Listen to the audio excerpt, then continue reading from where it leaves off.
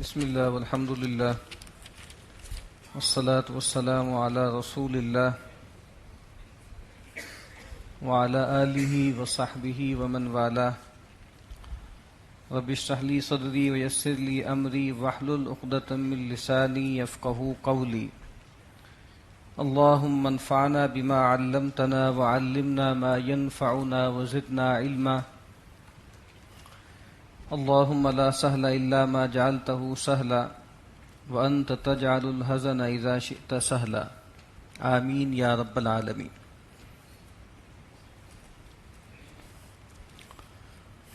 کل جو سورہ محمد صلی اللہ علیہ وسلم کی جو آخری آیت تھی، اس کے ایک ٹکڑے کا ترجمہ شاید میں نے ٹھیک نہیں کیا تھا.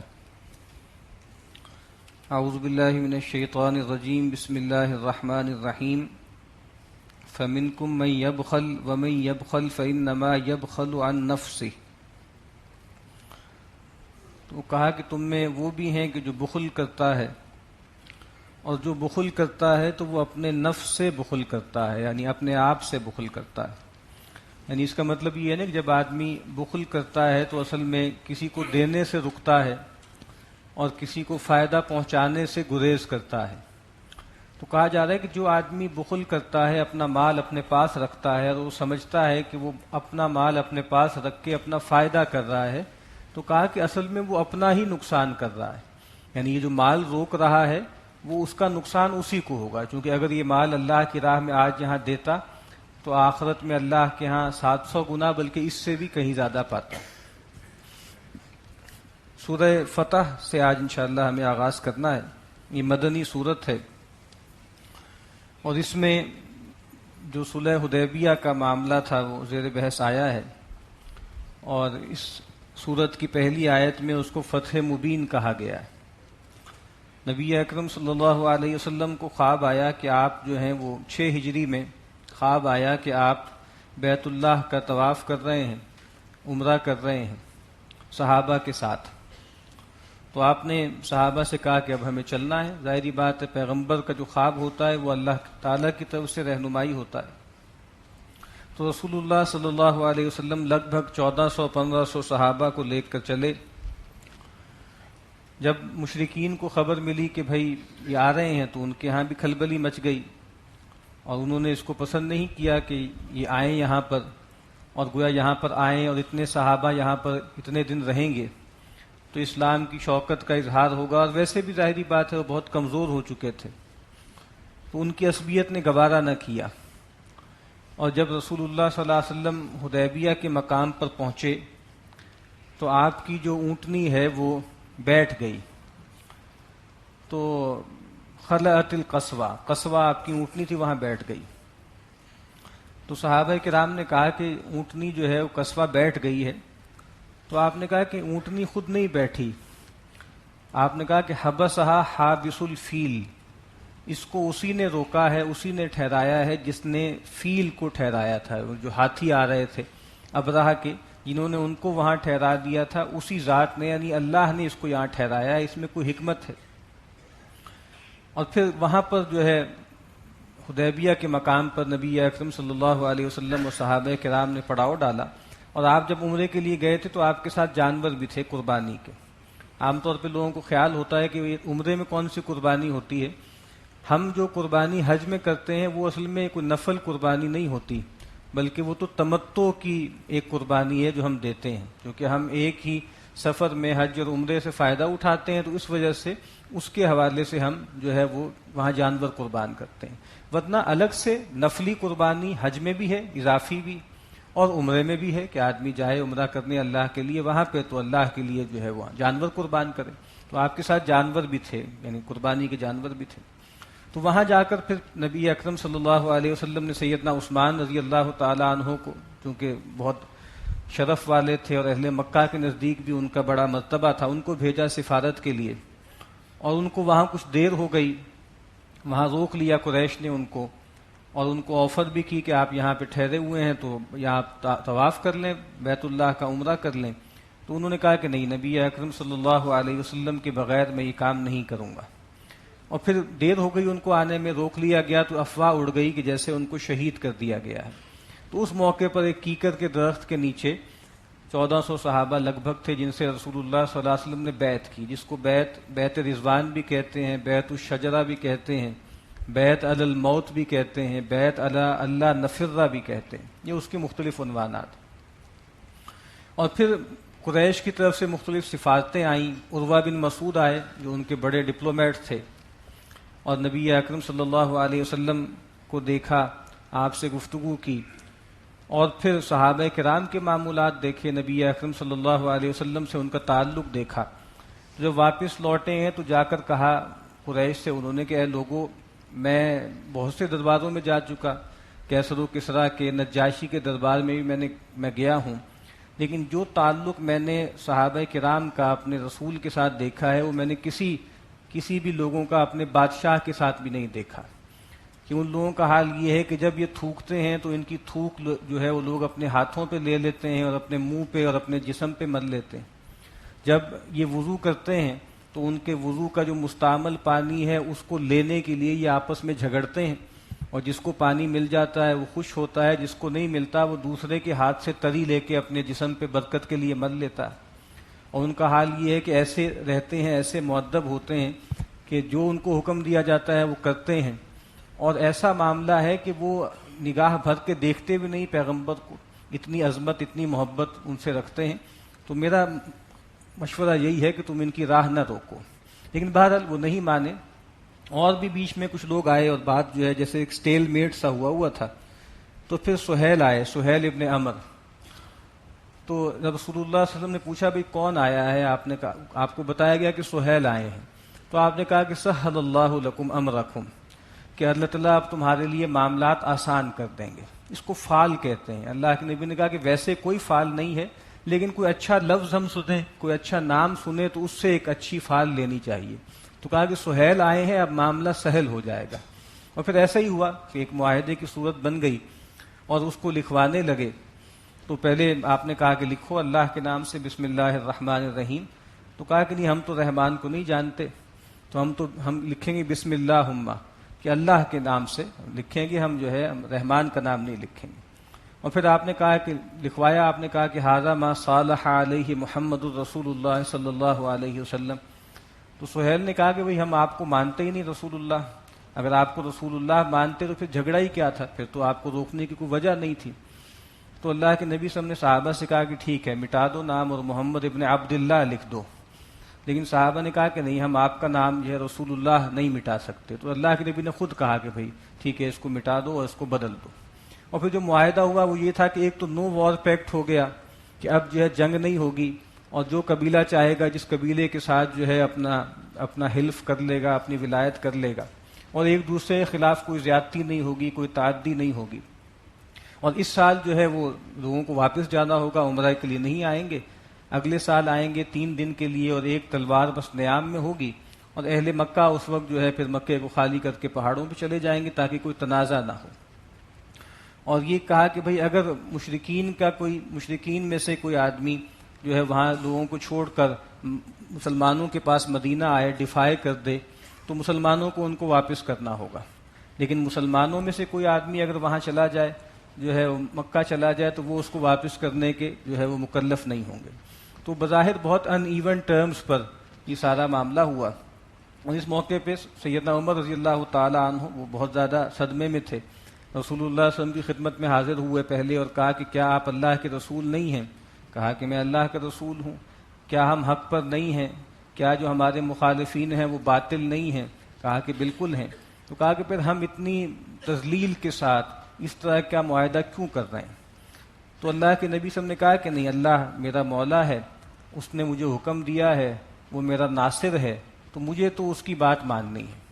لیکن پھر وہ بہت اضطراب میں تھے، سیدنا ابوبکر کے پاس گئے، وہاں پر بھی یہ باتیں کہیں، لیکن بعد میں وہ کہتے رہے کہ مجھے اس پر ساری زندگی پشیمانی رہی کہ میں نے رسول اللہ صلی اللہ علیہ وسلم سے اس انداز میں گفتگو کی، اور وہ کہتے ہیں کہ میں نے بہت سی نیکیاں، بہت سے نیک عمل کیے اس کے کفارے کے طور پر، کہ وہ جو مجھ سے کوتاہی ہوتی رہی ہے وہ نہ ہو۔ اور پھر نبی اکرم صلی اللہ علیہ وسلم جو ہے وہ گئے صحابہ کے سامنے، ان سے کہا کہ بھئی اب احرام کھول دو، سر منڈوا لو، اور جو ہے بس اب قربانی کر دو۔ تو 2 دفعہ 3 دفعہ آپ نے یہ بات کہی، لیکن جیسے وہ بالکل ایسی حالت میں تھے، صدمہ تھا، وہ تھا، وہ سمجھ نہیں پائے. صحابہ کو لگا کہ جیسے ہمارا کوئی امتحان ہو رہا ہے، تو کوئی اٹھا نہیں. تو رسول اللہ صلی اللہ علیہ وسلم جو ہے آپ کے ساتھ سیدہ ام سلمہ رضی اللہ تعالی عنہا تھیں، ان سے آپ نے بڑے کرب سے کہا کہ میں نے لوگوں سے 3 مرتبہ کہا لیکن انہوں نے میری بات نہیں مانی. تو کہا کہ بس آپ کچھ بھی نہ کیجیے، آپ جو ہے وہ حلاق کو بلوا کے سر مڑوا دیجیے، احرام کھول دیجیے، قربانی کر دیجیے. جب آپ یہ کریں گے تو سب لوگ بھی کر لیں گے، اور ایسا ہی ہوا. تو پھر یہ معاملہ ہو گیا. اور پھر اگلے سال جو ہے، اور سیدنا عمر نے یہ بھی کہا تھا سیدنا ابوبکر سے بھی، اللہ کے نبی سے بھی، کہ آپ کو تو اللہ نے خواب میں یہ بات دکھائی ہے. تو اللہ کے نبی نے کہا کہ بھئی یہ دکھایا تھا نا کہ ہم عمرہ کر رہے ہیں، یہ تو نہیں کہا تھا کہ اسی سال ہوگا. تو پھر اگلے سال یعنی 7 ہجری میں، جس کو عمرۃ القضاء کہتے ہیں، پھر جو ہے وہ نبی اکرم صلی اللہ علیہ وسلم کے ساتھ صحابہ گئے، اور پھر وہاں پر جو ہے مکہ انہوں نے خالی کر دیا اور مسلمانوں نے وہاں طواف کیا. تو یہ اس کا بیک گراؤنڈ ہے جو ہے صلح حدیبیہ کا. اعوذ باللہ من الشیطان الرجیم، بسم اللہ الرحمن الرحیم. انا فتحنا لک فتحا مبینا، بے شک ہم نے آپ کو ایک فتح عطا کی ہے، اور ایک بہت سری فتح عطا کی ہے، بہت واضح. اور اس سے مراد یہی صلح حدیبیہ ہے کہ چونکہ اس کے بعد ایک نو وار پیکٹ ہو گیا اور دعوت کا موقع ہوا، اور پھر بہت تیزی سے دین پھیلا، اس کے اثرات پھیلے. لیغفر لک اللہ ما تقدم من ذنبک وما تأخر، کہا کہ تاکہ اللہ تعالیٰ بخش دے آپ کے لیے جو بھی آپ کی کوتاہیاں ہیں، جو پہلے ہو چکی اور جو بعد میں. وَيُتِمَّ نِعْمَتَهُ عَلَيْكَ، اور تاکہ وہ اتمام کر دے اللہ اپنی نعمت کی آپ پر. وَيَهْدِيَكَ صِرَاطًا مُسْتَقِيمًا، اور آپ کو چلائے بالکل سیدھی راہ پر. وَيَنْصُرَكَ اللَّهُ نَصْرًا عَزِيزًا، اور تاکہ اللہ تعالیٰ آپ کی مدد کرے بہت زبردست مدد. یعنی یہ جو یہ صلح حدیبیہ ہے، یہ پیش خیمہ ثابت ہوئی فتح مکہ کا. اور ظاہری بات ہے فتح مکہ جب ہو گئی تو پھر نبی اکرم صلی اللہ علیہ وسلم سے کہا گیا تھا، اذا جاء نصر اللہ والفتح ورأيت الناس يدخلون في دين الله افواجا فسبح بحمد ربك واستغفر انه كان توابا. ويتم نعمته عليك، اسی موقع پر پھر جو ہے آیت نازل ہوئی، اليوم اکملت لكم دینکم واتممت علیکم نعمتی، اور پھر ہدایت بھی کامل کر دی. قرآن مجید جو ہے اس کی بھی تکمیل ہو گئی، اور فتح مکہ کے موقع پر اور اس کے بعد اللہ تعالیٰ کی بہت واضح اور زبردست مدد بھی حاصل ہو گئی.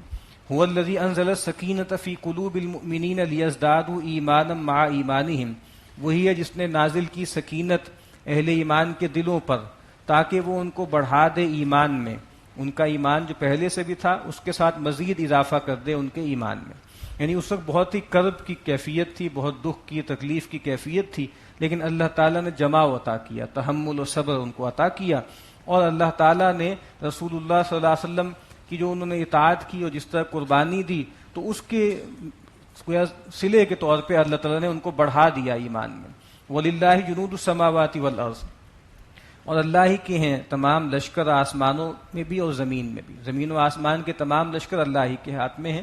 اللہ تعالیٰ کے لیے کچھ ممکن نہیں ہے، جو ہے کچھ مشکل نہیں ہے کہ بھائی وہ ان لوگوں کو تباہ کر دے، برباد کر دے، آسمان سے فرشتے بھیج دے یا ہوائیں چلا دے یا بارش بھیج دے. لیکن یہ تو آزمائش ہے جو ہم پیچھے پڑھ چکے ہیں کہ یہ قتال کیوں مشروع ہوا ہے، تاکہ تمہیں جانچے. وَكَانَ اللَّهُ عَلِيمًا حَكِيمًا، اور اللہ تعالیٰ علم والا حکمت والا ہے. لِيُدْخِلَ الْمُؤْمِنِينَ وَالْمُؤْمِنَاتِ جَنَّاتٍ تَجْرِي مِن تَحْتِهَا الْأَنْهَارُ خَالِدِينَ فِيهَا. اور اللہ تعالیٰ ان تمام مراحل سے گزار کر اصل میں چاہتے کیا ہیں؟ چاہتے یہ ہیں کہ وہ داخل کریں اہل ایمان مردوں اور عورتوں کو ایسے باغات میں جن کے دامن میں ندیاں بہتی ہیں. خالدین فیہا، وہ ان میں ہمیشہ ہمیشہ رہیں گے. ویکفر عنہم سیئاتہم، اور ان سے دور کر دیں ان کی برائیاں. وکان ذلک عند اللہ فوزا عظیما، اور اللہ تعالیٰ کے ہاں یہی بڑی مراد ہے، یہی بڑی کامیابی ہے.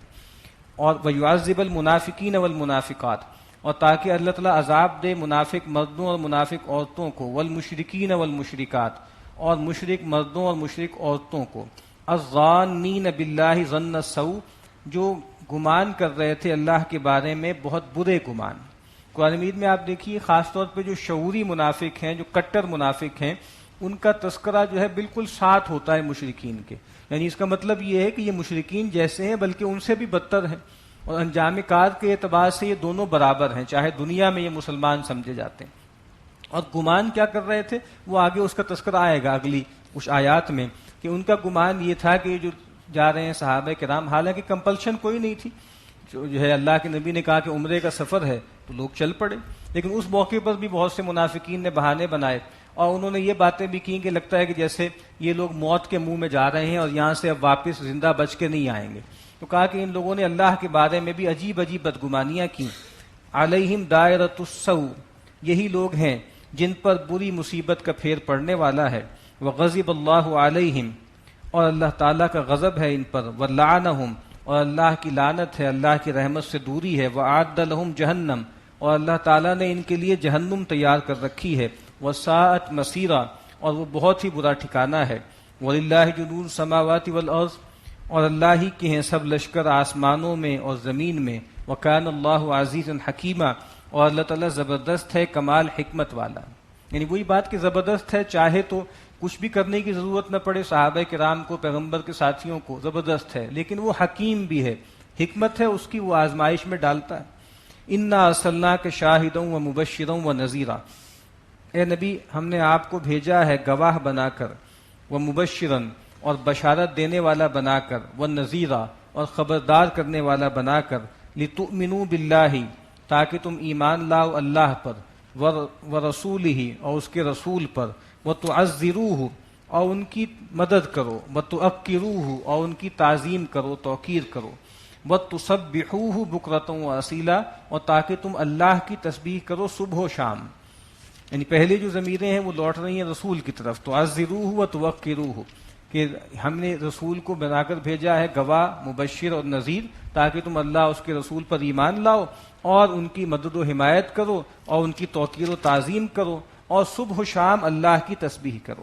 ان الذین یبایعونک انما یبایعون اللہ، بے شک وہ لوگ جو آپ سے بیعت کرتے ہیں وہ اصل میں اللہ سے بیعت کرتے ہیں.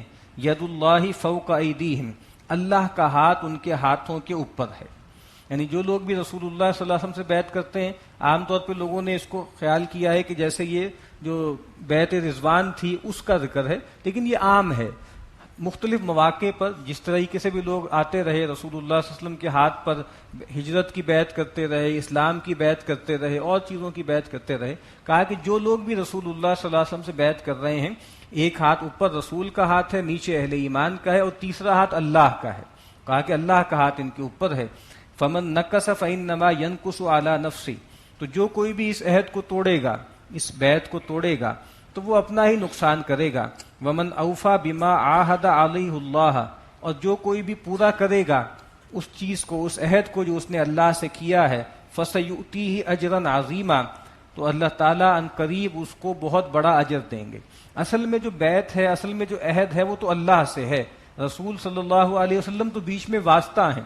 اسی لیے یہ نہیں کہا کہ جو اپنے اس عہد کو پورا کرے گا رسول سے، کہا کہ جو اس عہد کو اللہ سے پورا کرے گا، کیونکہ اصل عہد تو اللہ سے ہے. سیقول لک المخلفون من الاعراب شغلتنا اموالنا واہلونا فاستغفر لنا. کہا کہ ان قریب یہ لوگ جن کو پیچھے چھوڑ دیا گیا تھا، اب یہاں مخلف کا لفظ آیا جیسے پیسو وائس میں، یعنی وہ جو پیچھے رہے ہیں اللہ ہی نے چاہا ہے کہ وہ نہ جائیں، وہ تھے ہی اس قابل کہ ان کو پیچھے چھوڑ دیا جائے. وہ جو گوار اور بدو لوگ ہیں، منافقین ہیں، جو پیچھے رہ گئے تھے، وہ آ کر اب عذر کریں گے کہ ہمارے مال اور ہمارے گھر والوں نے ہمیں مشغول کر دیا، ہم اسی فتنے میں پڑ گئے. فاستغفر لنا، تو آپ ہمارے لیے اللہ تعالیٰ سے مغفرت طلب کیجئے. یقولون بألسنتہم ما لیس فی قلوبہم، اگر وہ یہ بات کرتے سچائی سے تب بھی بہت اچھا تھا، اعتراف کر لیتے کہ بھئی مال اور اولاد کی محبت آڑے آ گئی اور ہم سے کوتاہی ہو گئی، اب اے اللہ کے نبی آپ استغفار کیجئے، ہم بھی رجوع کرتے ہیں. لیکن یہ سب جھوٹ موٹ میں ہو رہا ہے. کہا کہ یہ اپنے منہوں سے وہ کہتے ہیں جو ان کے دلوں میں نہیں ہے. قل فمن یملک لکم من اللہ شیئا ان اراد بکم ضرا او اراد بکم نفعا، اے نبی ان سے فرما دیجئے کہ تمہیں کون بچائے گا اللہ کے ہاں سے اگر اللہ تعالیٰ تمہارے بارے میں کسی نقصان کا ارادہ کر لے یا تمہیں کوئی فائدہ پہنچانے کا ارادہ کر لے. یعنی کسی کا کوئی بس نہیں ہے، اللہ کے مقابلے میں کوئی کسی کے کام نہیں آ سکتا. بل کان اللہ بما تعملون خبیرا، بلکہ جو کچھ تم عمل کرتے ہو اللہ اس سے خبردار ہے. بل ظننتم ان لن ينقلب الرسول والمؤمنون الى اہلیہم ابدا، بلکہ تمہارا معاملہ یہ ہے کہ تم نے تو یہ گمان کیا تھا کہ رسول اور اہل ایمان اپنے گھروں میں یا اپنے اہل و عیال کی طرف کبھی بھی واپس لوٹ کر نہیں آئیں گے. یعنی یہ بات کہ انسان کبھی کوتاہی کا شکار ہو جائے، مال و اولاد کی محبت آڑے آ جائے اور انسان جو ہے جہاد و قتال یا انفاق میں کمزوری دکھائے، یہ ممکن ہے، اور انسان توبہ کر لے، رجوع کر لے، تو کوئی مسئلہ نہیں ہے. لیکن کہا کہ تمہارا مسئلہ یہ نہیں ہے، تمہیں تو ایمان ہی نہیں ہے اللہ پر، تمہیں تو ایمان ہی نہیں ہے رسول پر، تم تو یہ خیال کرتے تھے کہ یہ لوگ جو گئے ہیں یہ کبھی زندہ واپس لوٹ کر نہیں آئیں گے. وَزُيِّنَ ذَلِكَ فِي قُلُوبِكُمْ، اور یہ خیالات تمہارے دلوں میں کھبو دیے گئے تھے. وَظَنَنْتُمْ ظَنَّ السَّوْءِ، اور تم بہت برے برے گمان کرتے تھے. وَكُنْتُمْ قَوْمًا بُورًا، اور تم تھے ہی تباہ اور برباد ہونے والے لوگ. وَمَن لَّمْ يُؤْمِن بِاللَّهِ وَرَسُولِهِ فَإِنَّا أَعْتَدْنَا لِلْكَافِرِينَ سَعِيرًا، اور جو کوئی بھی اللہ اس کے رسول پر ایمان نہیں لائے گا تو بے شک ایسے کافروں کے لیے ہم نے جہنم کی آگ تیار کر رکھی ہے. وَلِلَّهِ مُلْكُ السَّمَاوَاتِ وَالْأَرْضِ، اور اللہ ہی کے لیے ہے بادشاہی آسمانوں کی اور زمین کی. یغفر لمن یشاء ویعذب من یشاء، وہ جس کو چاہتا ہے معاف کرتا ہے، وہ جس کو چاہتا ہے عذاب دیتا ہے. وکان اللہ غفور الرحیم، اور اللہ تعالیٰ بخشنے والا مہربان ہے.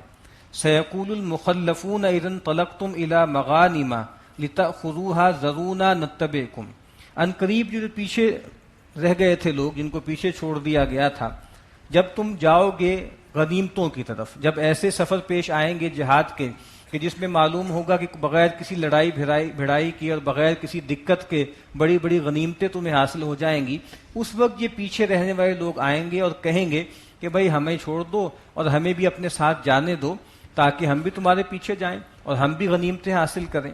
یریدون ان یبدلوا کلام اللہ، یہ چاہتے ہیں کہ اللہ تعالیٰ کے کلام کو بدل دیں. خاص طور پہ اگلے سال خیبر کا معاملہ ہوا اور وہاں ظاہری بات ہے کہ بہت ریزسٹنس کے بغیر جو ہے بہت بڑی غنیمتیں اور بہت مال حاصل ہوا.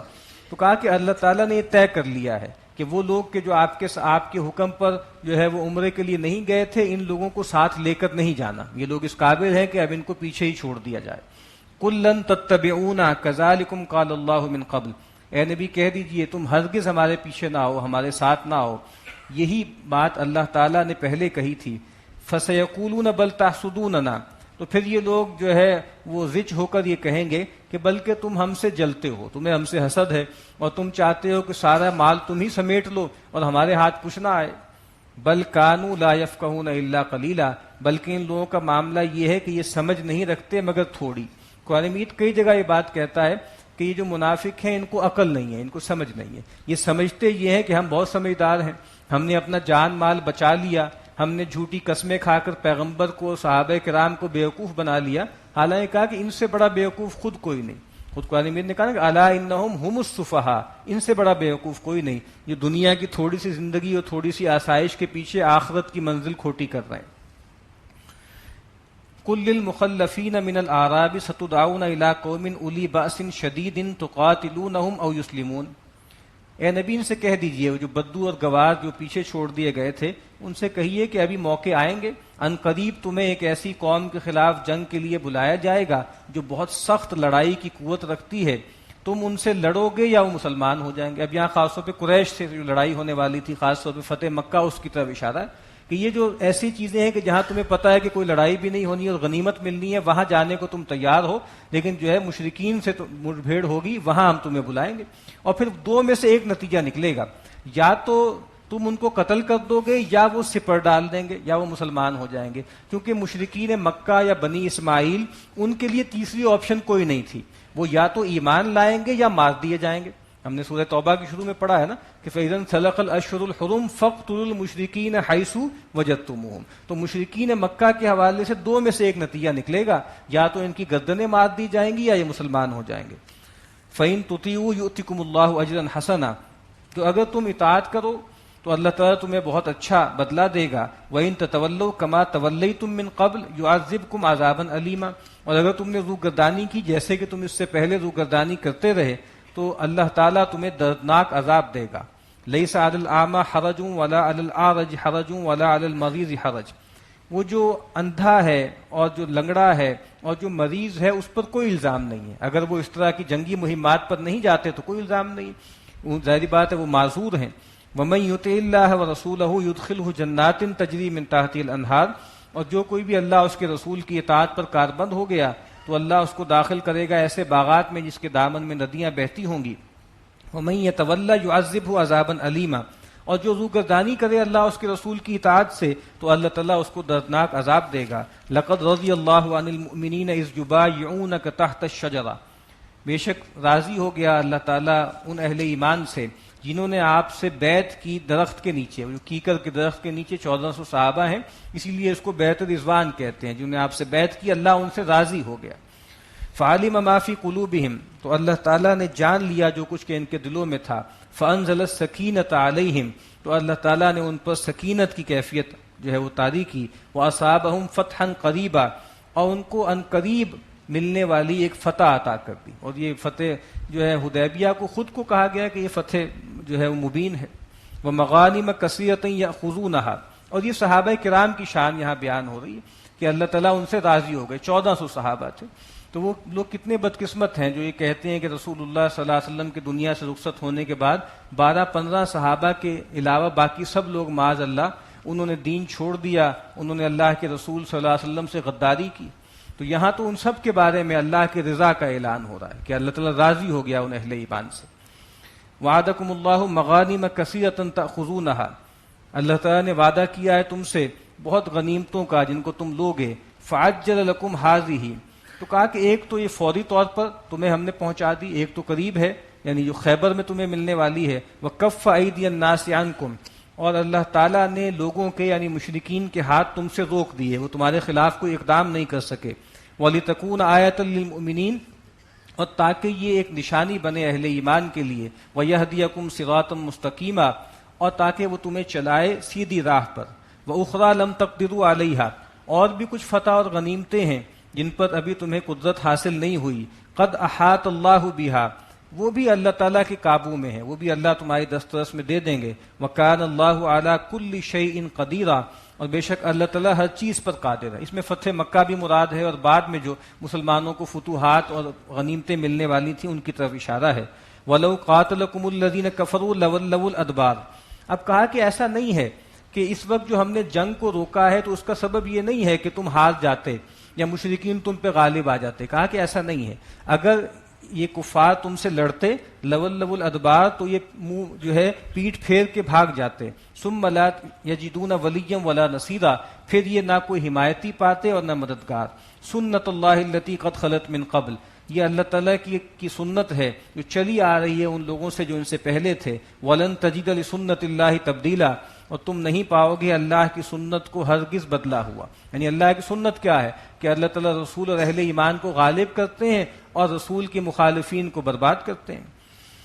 وَهُوَ الَّذِي كَفَّ أَيْدِيَهُمْ عَنْكُمْ وَأَيْدِيَكُمْ عَنْهُمْ بِبَطْنِ مَكَّةَ مِنْ بَعْدِ أَنْ أَظْفَرَكُمْ عَلَيْهِمْ، اور وہی اللہ ہے جس نے ان کے ہاتھوں کو تم سے روک دیا، تمہارے ہاتھوں کو ان سے روک دیا مکہ شہر کے بیچوں بیچ، اس کے بعد کہ اس نے تمہیں ان پر غلبہ دے دیا تھا. یعنی وہی بات کہ اگر اس وقت بھی لڑائی ہو جاتی تو مسلمانوں کو فیصلہ کن غلبہ مل جاتا، تو پھر کیوں روکا گیا اس کا آگے سبب بیان ہو رہا ہے. وَكَانَ اللَّهُ بِمَا تَعْمَلُونَ بَصِيرًا، اور جو کچھ تم عمل کرتے ہو اللہ اس کو دیکھ رہا ہے. هُمُ الَّذِينَ كَفَرُوا وَصَدُّوكُمْ عَنِ الْمَسْجِدِ الْحَرَامِ وَالْهَدْيَ مَعْكُوفًا أَن يَبْلُغَ مَحِلَّهُ، یہی لوگ ہیں جنہوں نے کفر کیا اور روکا تمہیں مسجد حرام سے، اور وہ جو قربانی کے جانور ہیں جن کو کہا گیا تھا کہ وہ جائیں گے یعنی حرم میں، ان کو روک دیا کہ وہ اپنے محل تک پہنچے. یعنی مینا میں جا کے قربانی ہوتی ہے، کہا کہ ان کو روک دیا گیا، اور کہا کہ اصل میں یہ تو مستحق عذاب ہو چکے، یعنی ان پر تو عذاب ڈیو ہو چکا، اب کیوں نہیں عذاب نازل کیا اس وقت. وَلَوْلَا رِجَالٌ مُؤْمِنُونَ وَنِسَاءٌ مُؤْمِنَاتٌ لَمْ تَعْلَمُوهُمْ أَن تَطَئُوهُمْ، اگر نہ ہوتے اہل ایمان مرد اور اہل ایمان عورتیں جن کو تم نہیں جانتے، جن کے بارے میں تم بے خبر تھے کہ تم ان کو کچل ڈالو گے. یعنی بہت سے ایسے لوگ تھے جو اپنے کسی عذر کی وجہ سے، کمزوری کی وجہ سے ایمان تو لا چکے تھے لیکن وہ ہجرت کر کے آ نہیں سکے تھے. کہا کہ اس وقت اگر جنگ ہو جاتی تو وہ بہت سے اہل ایمان مرد اور عورتیں وہ بھی لپیٹ میں آ جاتے. فَتُصِيبَكُم مِّنْهُم مَّعَرَّةٌ بِغَيْرِ عِلْمٍ، تو پھر تم پر پہنچ جاتا، تم پر جو ہے تم ان پر جا پڑتے اور لا علمی میں تم پر الزام آ جاتا، تمہارے اوپر یہ آتا کہ تم نے جو ہے بے خبری پہ ان کے ساتھ زیادتی کر لی. لِيُدْخِلَ اللَّهُ فِي رَحْمَتِهِ مَن يَشَاءُ، اللہ تعالیٰ نے مہلت دی ہے، وقت دیا ہے. کیوں؟ تاکہ اللہ تعالیٰ داخل کر لے اپنی رحمت میں جس کو چاہے. یعنی وہ لوگ بھی بچ جائیں اور ابھی کچھ وقت مل جائے تاکہ جو لوگ وہاں پہ اہل مکہ میں سے مشرکین ہیں جن کے اندر خیر ہے وہ بھی ایمان لے آئیں، تاکہ مشرک کی حیثیت سے مارے نہ جائیں بلکہ مسلمان کی حیثیت سے جو ہے اللہ کے پاس جائیں. لو تزیلوا لعذبنا الذین کفروا منہم عذابا علیما. اگر وہ لوگ ایک طرف ہو جاتے, یعنی بالکل جیسے سیگریگیشن ہو جاتی ہے کہ اہل ایمان بالکل سائڈ پہ ہوتے, تو کہا کہ ہم ان لوگوں کو عذاب دیتے ان میں سے جنہوں نے کفر کیا ہے, دردناک عذاب. یعنی اگر یہ بالکل الگ الگ ہو جاتے, اور اس طرح میں نے پہلے عرض کیا ہے نا کہ ایک تو ہوتا ہے کہ رسولوں کے حوالے سے جو عذاب آتا ہے نا, تو اس میں سارے لوگ لپیٹ میں آتے ہیں جنہوں نے انکار کیا, اور اہل ایمان بچا لیے جاتے ہیں. باقی دنیا میں عام جو تنبیہات آتی ہیں, جھنجھوڑنے کے جو عذاب آتے ہیں, اس میں سب لوگ لپیٹ میں آ جاتے ہیں. تو اتنا اہتمام کیا کہ اگر اس وقت کوئی لڑائی ہو جاتی تو بہت سے وہ لوگ جو صاحب ایمان تھے وہ جو ہے لپیٹ میں آ جاتے. کیونکہ آپ دیکھیے ویسے کیا ہوتا تھا کہ آسمان سے یا زمین سے کوئی عذاب آتا تھا تو رسول اور اہل ایمان کو بالکل نکال کے باہر کر دیا جاتا تھا, پھر عذاب آتا تھا. یہاں ایسا عذاب نہیں آیا, یہاں عذاب آیا تلواروں کے ذریعے, قاتلوہم یعذبہم اللہ بایدیکم. تو اللہ تعالیٰ نے بہت زیادہ اہتمام کیا کہ بالکل اس طرح کی سیگریگیشن ہو جائے کہ گویا ایک بھی فالتو آدمی نہ مارا جائے, وہی مارا جائے اس عذاب میں کہ جو اس کا مستحق ہے. اذ جعل الذین کفروا فی قلوبہم الحمیۃ حمیۃ الجاہلیہ. اور جب کر دی اللہ تعالیٰ نے, رکھ دی ان کافروں کے دل میں حمیت, وہ حمیت جو جاہلیت کی حمیت ہے, نادانی کی ضد ہے, اور وہ اسی ضد کی وجہ سے انہوں نے صحابہ کرام کو روکا. فانزل اللہ سکینتہ علی رسولہ. تو اللہ تعالیٰ نے سکینت نازل کی اپنے رسول پر بھی, وعلی المؤمنین, اور اہل ایمان پر بھی. یعنی بہت اشتعال انگیز حالات تھے, لیکن اللہ تعالیٰ نے رسول پر بھی سکینت نازل کی اور اہل ایمان پر بھی. وَأَلْزَمَهُمْ كَلِمَةَ التَّقْوَى. اور ان کو قائم رکھا کلمہ تقویٰ پر, یعنی ان پر تقویٰ کا کلمہ ان پر اتار دیا, ان کو اس پہ لازم کر دیا. یعنی صحابہ کرام جو یہ کلمہ کہا کرتے تھے کہ رضیت باللہ ربًا وبالاسلام دینا وبمحمد نبیّا. ہم راضی ہو گئے اللہ پر بطور رب, ہم نے اس کو مان لیا, اسلام کو بطور دین کی, اور محمد صلی اللہ علیہ وسلم کو بطور نبی اور رسول کے. وَكَانُوا أَحَقَّ بِهَا وَأَهْلَهَا. اور یقیناً صحابہ کرام اس کے لائق بھی تھے اور اس کے اہل بھی تھے. یعنی صحابہ کرام واقعتاً اس قابل تھے کہ اللہ تعالیٰ ان کو جو ہے کلمہ تقویٰ عطا کرتا. وَكَانَ اللَّهُ بِكُلِّ شَيْءٍ عَلِيمًا. اور بے شک اللہ تعالیٰ ہر چیز کا علم رکھتا ہے. لَقَدْ صَدَقَ اللَّهُ رَسُولَهُ الرُّؤْيَا بِالْحَقِّ. بے شک اللہ تعالیٰ نے سچ کر دکھایا رسول کے خواب کو حق کے ساتھ. وہ کیا خواب تھا کہ اللہ کے رسول صلی اللہ علیہ وسلم اور صحابہ کرام عمرہ کر رہے ہیں. لَتَدْخُلُنَّ الْمَسْجِدَ الْحَرَامَ إِن شَاءَ اللَّهُ آمِنِينَ. کہ تم ضرور بھی ضرور داخل ہوگے مسجد حرام میں اگر اللہ نے چاہا, حالت امن میں, بغیر کسی پریشانی کے, تنگی کے, نچنت ہو کر. محلقین رؤوسکم ومقصرین. تم میں سے بعض ایسے ہوں گے کہ جو سر اپنے مونڈ دیں گے, اور بعض ایسے ہوں گے کہ جو قصر کریں گے, سر جو ہے اس میں جو ہے بال کٹوائیں گے. دونوں آپشنز ہوتی ہیں حج اور عمرے میں. نبی اکرم صلی اللہ علیہ وسلم نے لیکن بہرحال جو حلق ہے اس کو پسند کیا. آپ نے دعا کی اللہم اغفر للمحلقین, تو کسی نے کہا کہ وللمقصرین, پھر آپ نے کہا اللہم اغفر للمحلقین, پھر کسی نے کہا والمقصرین, پھر تیسری مرتبہ آپ نے کہا اللہم اغفر للمحلقین, پھر کسی نے پھر چوتھی مرتبہ آپ نے کہا کہ اللہم اغفر للمقصرین. یعنی 3 درجے ان کو آگے رکھا ہے. یعنی جو حلق کرواتے ہیں, سر منڈواتے ہیں, ان کا درجہ زیادہ بڑا ہے ان لوگوں سے جو بال کترواتے ہیں. لا تخافون. اور وہ داخل ہوں گے بغیر کھٹکے کے, بغیر خوف کے. فعلم ما لم تعلموا. تو اس نے وہ جان لیا جو تم نہیں جانتے. فجعل من دون ذلک فتحا قریبا. اور اس نے تمہارے لیے ایک پہلی, یعنی اس سے پہلے, یعنی فتح مکہ سے ورے ایک فتح قریب عطا کر دی. ایک تو فتح مکہ ہوگی, لیکن کہا کہ اس سے پہلے ایک فتح قریب عطا کر دی صلح حدیبیہ کی شکل میں. یعنی تم نہیں جانتے, تم اس کو پسپائی سمجھ رہے ہو, لیکن اللہ جانتا ہے کہ یہ پسپائی نہیں ہے بلکہ یہ فتح قریب ہے اور فتح مبین ہے. هو الذی ارسل رسولہ بالہدی ودین الحق لیظہرہ علی الدین کلہ. وہی ہے اللہ جس نے بھیجا اپنے رسول صلی اللہ علیہ وسلم کو الہدا دے کر, ودین الحق, اور سچا دین دے کر, لیظہرہ علی الدین کلہ, تاکہ وہ غالب کر دے اس کو تمام ادیان پر. وکفی باللہ شہیدا. اور اللہ کافی ہے بطور گواہ. یہ پہلے بھی سورہ توبہ میں بھی آ چکی ہے کہ یہ دین جو ہے اللہ کے رسول صلی اللہ علیہ وسلم نے بالفعل جو ہے قائم کیا جزیرہ نماء عرب تک, اس کے بعد یہ پھیلتا رہا, اور ویسے بالقوہ یہ غالب ہے اپنے استدلال کی بنیاد پر, اپنی حقانیت کی بنیاد پر. لیکن بہرحال مسلمانوں کی ذمہ داری ہے کہ اس کو بالفعل جو ہے دنیا میں بھی غالب کرے, اور یہ بشارتیں بھی ہیں کہ قیامت سے پہلے پوری دنیا پر جو ہے وہ اظہار دین ہوگا. محمد الرسول اللہ، محمد صلی اللہ علیہ وسلم اللہ کے رسول ہیں، والذین معہ، اور جو لوگ ان کے ساتھ ہیں یعنی صحابہ کرام، اشداء علی الکفار رحماء بینہم، یہ کافروں پر بہت زور آور ہیں، بہت چڑھے ہوئے ہیں اور آپس میں بہت رحیم ہیں، ان کے دل آپس میں بہت ہی نرم۔ تو یہ ان کی شان جو ہم پیچھے بھی پڑھ چکے ہیں کہ اذلۃ علی المؤمنین اعزۃ علی الکافرین، اہل ایمان کے سامنے دبے ہوئے ہیں اور کفار پر چڑھے ہوئے ہیں۔ تراہم رکعا سجدا، تم ان کو دیکھتے ہو کہ یہ رکوع کی حالت میں بھی ہیں، سجدے کی حالت میں بھی ہیں۔ یبتغون فضلا من اللہ ورضوانا، اللہ کا فضل تلاش کرتے ہیں اور اس کی رضا کے جویا ہوتے ہیں۔ سیماہم فی وجوہہم من اثر السجود، تم دیکھو گے ان کے چہروں پر سجدوں کے اثرات، یعنی وہ جو ایک نور ہوتا ہے چہرے پر عبادات کے حوالے سے، کہا کہ تم ان کو دیکھو گے۔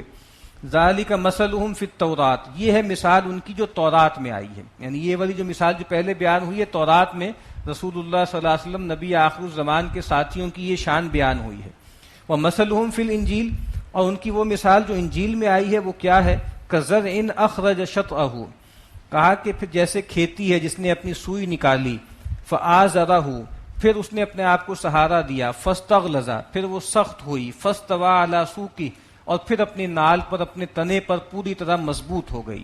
یعجب الزراع لیغیظ بہم الکفار، یہ جو کھیتی ہے یہ کھیتی والے کو، جو کسان ہے اس کو بہت خوش آتی ہے، اس کو یہ کھیتی دیکھ کر خوشی ہوتی ہے، لیغیظ بہم الکفار، تاکہ وہ اس کے ذریعے جلائے کافروں کے دلوں کو۔ یعنی اب صحابہ کرام کی شان بیان ہو رہی ہے اور اس میں یہ بھی بتایا جا رہا ہے کہ یہ سب تدریج سے ہوگا۔ بار بار جو کہا جا رہا ہے کہ اللہ تعالیٰ کے پاس تو آسمانوں اور زمین کے لشکر ہیں، چاہے تو امر کن سے ہر چیز اللہ کے دین کو غالب کر دے، لیکن کہا کہ دنیا میں قدم قدم چل کے نتائج نکلتے ہیں۔ چھوٹی سی جماعت تھی صحابہ کرام کی، 1 2 3 4 اس طرح لوگ بڑھتے رہے، مکے میں 300-400 میکسیمم لوگ ہوں گے، اس کے بعد پھر مدینہ میں آ کے آہستہ آہستہ مسلمانوں کا غلبہ ہوا۔ تو کہا کہ یہ جو فصل اگ رہی تھی اور بڑھ رہی تھی اور لہلہا رہی تھی، تو یہ جو اس کے کسان ہیں جنہوں نے یہ بیج بویا ہے، یعنی محمد رسول اللہ صلی اللہ علیہ وسلم، ان کو یہ دیکھ کر بہت خوشی ہوتی ہے، اور اس سے کیا ہوتا ہے، جو کفار ہیں ان کے دل کے اندر آگ لگتی ہے۔ اسی لیے امام مالک علیہ رحمہ نے لکھا ہے کہ جو بدبخت گروہ جس کو صحابہ کرام کی جماعت کو دیکھ کے جس کے اندر غیظ و غضب پیدا ہوتا ہے اور جو صحابہ سے بغض رکھتا ہے، وہ کافر ہے۔ لیغیظ بہم الکفار، یعنی صحابہ کی فصل لہلاتی دیکھ کر جس کے اندر کڑن پیدا ہوتی ہے، جو صحابہ پہ تبرہ کرتا ہے، اس آیت کی ذیل سے وہ کہتے ہیں کہ وہ کافر ہے۔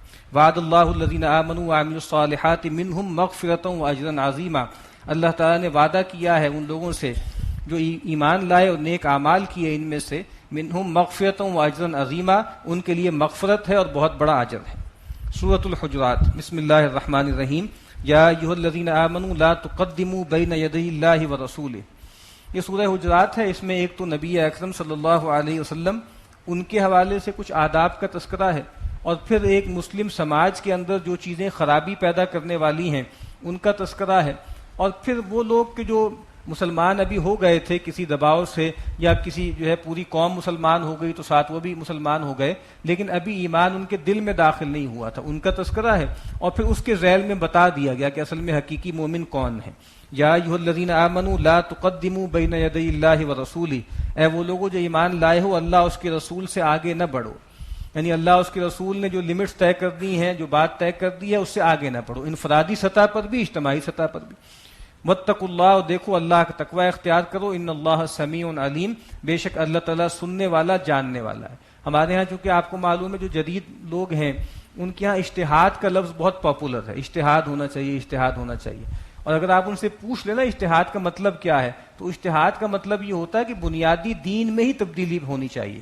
یہ نمازیں اب 5 ہیں، یہ اب وارے میں نہیں ہے، زکوٰۃ یہ سے بہت زیادہ ہے یا کم ہے، اس کو ٹھیک کر لیا جائے، اور یہ جو شراب وغیرہ ہے یہ اب مشکل ہے اس کو چھوڑنا، اور باقی بھی جو احکامات ہیں اب یہ ہمارے بس کے نہیں ہے، تو اجتہاد ہونا چاہیے۔ تو اجتہاد وہاں ہوتا ہے جہاں اللہ اس کے رسول کا حکم نہ ہو، جہاں خاموشی ہو، نصوص میں کوئی اجتہاد نہیں ہوتا۔ تو کہا کہ اللہ اس کے رسول سے آگے نہ بڑھو، بے شک اللہ تعالیٰ سننے والا اور جاننے والا ہے۔ یا ایھا الذین آمنوا لا ترفعوا اصواتکم فوق صوت النبی، اے وہ لوگوں جو ایمان لائے ہو، اپنی آوازوں کو نبی کی آواز سے بلند مت کرو، ولا تجہروا لہ بالقول، اور آپس میں ان کے ساتھ ایسی آواز میں گفتگو نہ کرو، اونچی آواز میں، کجہری بعضکم لبعض، جیسے تم ایک دوسرے کے ساتھ اونچی آواز میں گفتگو کرتے ہو، ان تحبط اعمالکم وانتم لا تشعرون، مبادا تمہارے تمام اعمال ضائع ہو جائیں اور تمہیں شعور تک نہ ہو۔ اب یہاں اتنی بڑی جو ایک اندیشہ بتایا جا رہا ہے، یہ کسی بظاہر جو ہے وہ کبیرہ گناہ پر نہیں ہے، بلکہ اس پر ہے کہ رسول اللہ صلی اللہ علیہ وسلم سے آواز بلند نہ ہو جائے۔ اور اصل میں یہ وہی لوگ تھے، وہ جو بدو قسم کے لوگ ہیں، جاہل اجڑ قسم کے لوگ ہیں، رسول اللہ صلی اللہ علیہ وسلم کے پاس آتے تھے اور جیسے آپ کو سمجھانے کی کوشش کرتے تھے، یعنی بظاہر تو ایسے لگ رہا ہے کہ آپ کے پاس آئے ہیں اطاعت کرتے ہوئے اور آپ سے سیکھنا چاہتے ہیں، لیکن جیسے آپ کو ڈکٹیٹ کرنا چاہتے ہیں اور آپ کو سمجھانا چاہتے ہیں۔ تو کہا کہ یہ رویہ اختیار رسول کے ساتھ نہ کرو۔ سیدنا عمر رضی اللہ تعالیٰ عنہ، ان کی آواز بلند تھی، اس آیت کے نازل ہونے کے بعد انہوں نے آواز اتنی ہلکی کر لی کہ لوگوں کے لیے سننا دشوار ہو گیا۔ ایک صاحب تھے ثابت ابن قیس، جو خطیب تھے، بہت رہبت، جو خطیب لوگ ہوتے ہیں ان کی آواز بلند ہوتی ہے۔ تو رسول اللہ صلی اللہ علیہ وسلم نے ان کو دیکھا کہ کچھ دنوں سے آ نہیں رہے مجلس میں، تو آپ نے کہا بھی کیا معاملہ ہے ثابت کا؟ تو سیدنا سعد، کیا کوئی بیمار ہیں؟ تو سیدنا سعد ابن معاذ نے کہا کہ میرے پڑوسی ہیں، مجھے ان میں کوئی بیماری تو نہیں لگتی، لیکن بہرحال میں پوچھ کے بتاؤں گا۔ تو وہ گئے ان کے پاس، تو گھر میں گئے تو پتہ لگا کہ بالکل سر نواڑے بیٹھے ہوئے ہیں، سر جھکا کے، بہت ہی جو ہے وہ شرمندہ سے۔ کہا کہ بھئی کیا معاملہ ہے، تم آتے نہیں؟ کہا کہ بھئی میں تو بالکل ہی کافر ہو گیا اور میری تو آواز اتنی بلند ہے، اللہ کے نبی سے آواز اونچی ہو جاتی ہے، میرے تو تمام اعمال اکارت ہو گئے اور میں تو لگتا ہے کہ جہنمی ہوں۔ تو رسول اللہ صلی اللہ علیہ وسلم کو جا کر جب بتایا سیدنا سعد ابن معاذ نے، تو کہا کہ نہیں، ان سے کہو کہ وہ بالکل جہنمی نہیں ہے، انہ من اصحاب الجنہ، وہ تو جنتی آدمی۔ اور پھر ظاہری بات سیدنا انس کہتے ہیں کہ ہم اس آدمی کو دیکھتے تھے چلتا پھرتا جس کو رسول اللہ صلی اللہ علیہ وسلم نے جنت کی بشارت دے دی۔ تو کہا کہ اپنی آواز بلند نہ کرو۔ ظاہری بات ہے، اس کا یہ مطلب بھی ہے کہ آج ہم کہیں گفتگو کر رہے ہوتے ہیں، کوئی ڈیبیٹ ہو رہی ہوتی ہے، تو کوئی حدیث پیش ہو جاتی ہے، رسول اللہ صلی اللہ علیہ وسلم کی کوئی بات سامنے رکھی جاتی ہے، اور یہ بھی ہوتا ہے بعض اوقات کہ کئی دفعہ روایتیں جعلی بھی ہوتی ہیں، جو لوگ جو ہیں ایسے ہی سنا دیتے ہیں، لیکن چاہے ہم یہ سمجھیں کہ یہ روایت ٹھیک نہیں بھی ہے، تب بھی اس وقت خاموش ہو جائیں کہ اللہ کے نبی کی بات آ گئی ہے، اب ہم اپنی آواز بلند نہیں کریں گے۔ یہ بعد میں تحقیق ہوتی رہے گی کہ وہ روایت ہے بھی یا نہیں ہے، وہ الگ بحث ہے۔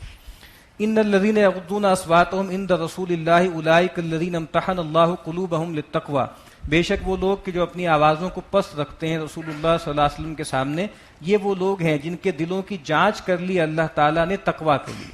یہ ایسے ہی نہیں ہے، صحابہ کرام کو جو نوازا گیا ہے تو کہا کہ اللہ تعالیٰ نے دیکھا ہے کہ ان کے دل اس قابل تھے کہ اللہ ان کو تقویٰ عطا کرے۔ لہم مغفرۃ و اجر عظیم، ان کے لیے مغفرت ہے اور بہت بڑا اجر ہے۔ ان الذین ینادونک من وراء الحجرات اکثرهم لا یعقلون، اب یہی بدو قسم کے گوار لوگ آتے تھے اور رسول اللہ صلی اللہ علیہ وسلم کی حجروں سے باہر کھڑے ہو کے یہ اونچی اونچی آواز میں پکارنے لگتے تھے آپ کو۔ تو کہا کہ وہ لوگ کہ جو حجرات کے پیچھے سے، دیواروں کے پیچھے سے آپ کو اونچا پکارتے ہیں، اکثرهم لا یعقلون، ان کی اکثریت عقل سے کام نہیں لیتی۔ وَلَوْ أَنَّهُمْ صَبَرُوا حَتَّى تَخْرُجَ إِلَيْهِمْ لَكَانَ خَيْرًا لَهُمْ، اور اگر یہ کچھ دیر صبر کر لیں یہاں تک کہ آپ خود باہر ان کے پاس تشریف لے آئیں تو یہ ان کے لیے بہتر ہے۔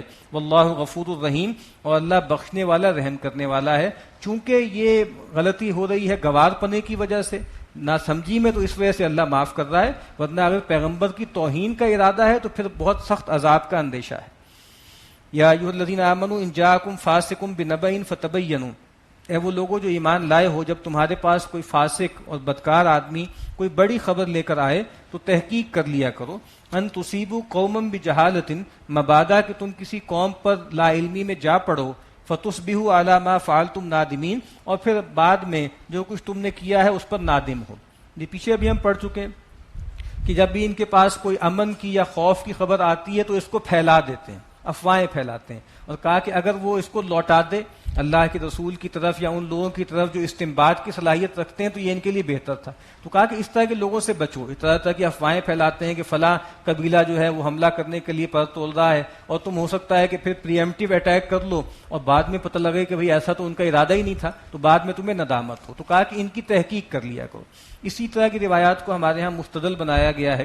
یہ جو راویوں کی چھان پھٹک ہے، وہ جو جرح و تعدیل کی گئی ہے، اس میں اس کا بھی جو ہے وہ آیا ہے کہ بھئی اللہ کے رسول صلی اللہ علیہ وسلم جو ہیں ان کی باتیں، ان کی بھی تحقیق کرنی چاہیے۔ اور یہ بہت کنٹروورشل مسئلہ ہو گیا تھا جب لوگوں نے مذمت کی، ائمہ نے مختلف راویوں کو کنڈیم کیا، تو جو ہمارے ہاں عجیب طرح سے عابد زاہد قسم کے لوگ ہوتے ہیں انہوں نے کہا کہ یہ تو غیبت کر رہے ہیں۔ تو کہا کہ نہیں، یہ غیبت نہیں ہے۔ ایک صاحب نے کہا ایک امام سے کہ کیا تمہیں اس سے ڈر نہیں لگتا کہ یہ لوگ جن کی تم مذمت کرتے ہو، جن کو تم مجروح قرار دیتے ہو، یہ تمہارا گریبان پکڑ لیں قیامت کے دن؟ تو انہوں نے کہا کہ یہ لوگ میرا گریبان پکڑ لیں یہ میرے لیے ہلکی بات ہے، اس سے کہ اللہ کے رسول میرا گریبان پکڑ لیں، کہ تم نے میری باتوں کو جھوٹے اور لپاٹیوں سے قبول کیوں کر لیا؟ تو یہ ایک دینی ذمہ داری ہے جس کی وجہ سے ہم لوگوں پر جو ہے وہ جرح و تعدیل کا عمل کرتے ہیں۔ وَاعْلَمُوا أَنَّ فِيكُمْ رَسُولَ اللَّهِ، جان لو تمہارے درمیان اللہ کے رسول ہیں۔ یعنی یہ وہی بات ہے کہ جو لوگ آ رہے ہیں اور آ کے رسول اللہ صلی اللہ علیہ وسلم کو ڈکٹیٹ کرانے کی کوشش کر رہے ہیں، آپ پر غلبہ پانے کی کوشش کر رہے ہیں، کہا کہ یہ کوئی حاکم نہیں ہے عام، یہ کوئی عام حکمران یا کوئی فاتح نہیں ہے دنیاوی فاتح، یہ اللہ کے رسول ہیں، ان کے ساتھ معاملہ کرتے وقت احتیاط کرو۔ اور یہ بات گویا باقی صحابہ سے بھی کہی جا رہی ہے، کیونکہ رسول اللہ صلی اللہ علیہ وسلم آپ جو ہیں وہ باپ بھی ہیں، آپ جو ہیں وہ دوست بھی ہیں، آپ شوہر بھی ہیں، لیکن سب سے کہا جا رہا ہے کہ آپ کی سب سے بڑی حیثیت کیا ہے کہ آپ اللہ کے رسول ہیں۔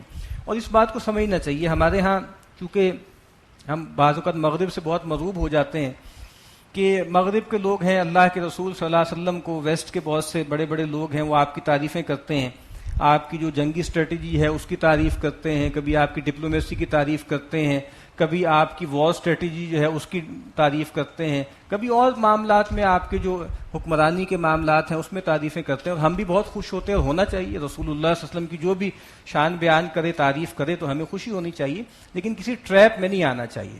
اصل بات یہ ہے کہ اللہ کے رسول سب سے پہلے اور سب سے آخر میں اللہ کے رسول ہیں۔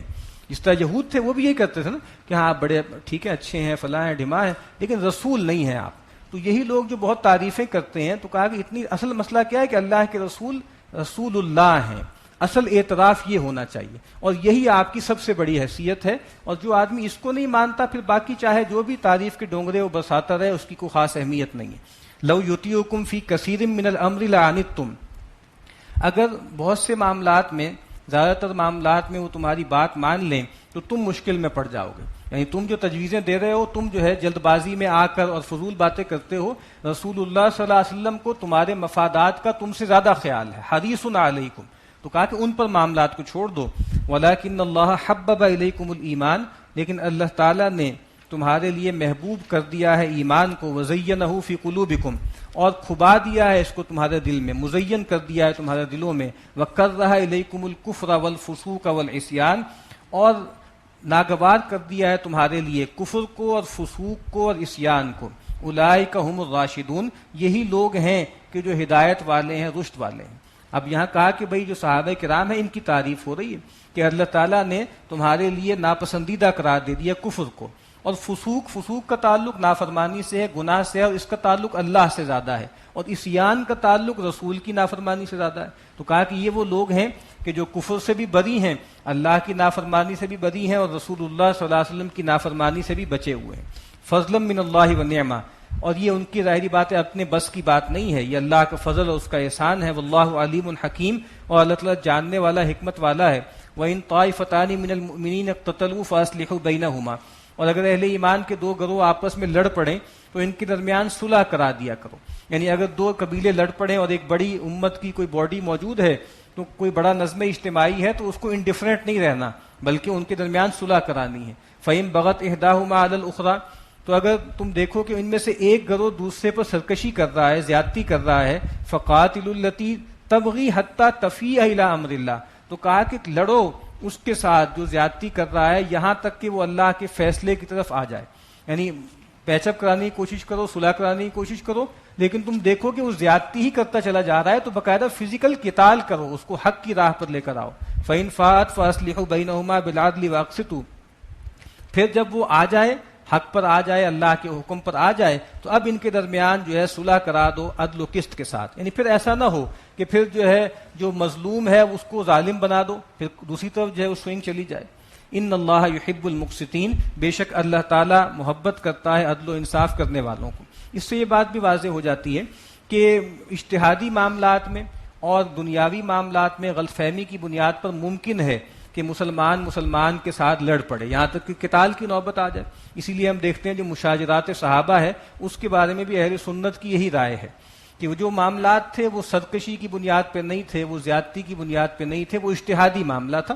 ان میں سے ایک گروہ جو ہے مجتہد مصیب تھا، ایک گروہ مجتہد مخطی تھا۔ انما المؤمنون اخوۃ، تمام اہل ایمان آپس میں بھائی بھائی ہیں۔ فاصلحوا بین اخویکم، تو اپنے بھائیوں کے درمیان صلح کرا دیا کرو، واتقوا اللہ لعلکم ترحمون، اور اللہ کا تقوی اختیار کرو تاکہ تم پر رحم کیا جائے۔ اب آگے مسلمانوں کی جو معاشرتی زندگی ہے اس سے متعلق کچھ باتیں بتائی جا رہی ہیں جو مسلمانوں کے دلوں کو آپس میں پھاڑنے والی ہیں، نفرت پیدا کرنے والی ہیں، اس کی طرف تنبیہ کی جا رہی ہے۔ یا ایھا الذین آمنوا لا یسخر قوم من قوم عسی ان یکونوا خیرا منہم، اے وہ لوگوں جو ایمان لائے ہو، تم میں سے کچھ مرد کچھ دوسرے مردوں کا مذاق نہ اڑائیں، تمسخر نہ کریں، ہو سکتا ہے کہ جن کا مذاق اڑایا جا رہا ہے وہ ان سے بہتر ہوں۔ ولا نساء من نساء، اور نہ کوئی عورتیں دوسری عورتوں کا مذاق اڑائیں، عسیٰ ان یکن خیرا منہن، ہو سکتا ہے کہ وہ ان سے بہتر ہوں، یعنی جن کا مذاق اڑایا جا رہا ہے وہ ان سے بہتر ہوں۔ تو کہا کہ تمسخر کرنا، مذاق کرنا یہ ٹھیک نہیں ہے۔ ایک ہے کہ ظاہری بات ہے کہ مذاق کرنا، اور ایک ہوتا ہے مذاق کا نشانہ بنانا۔